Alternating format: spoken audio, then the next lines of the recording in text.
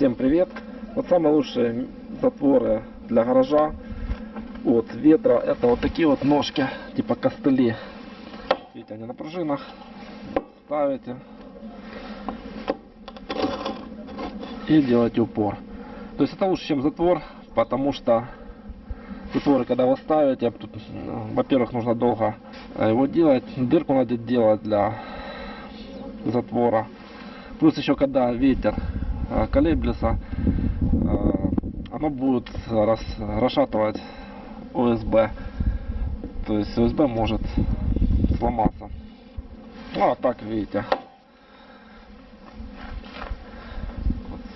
одна, вторая цепляется на два шурупа.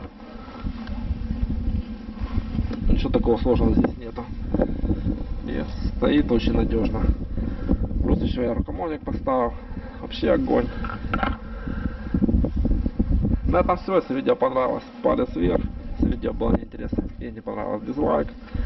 Всего доброго. До новых встреч.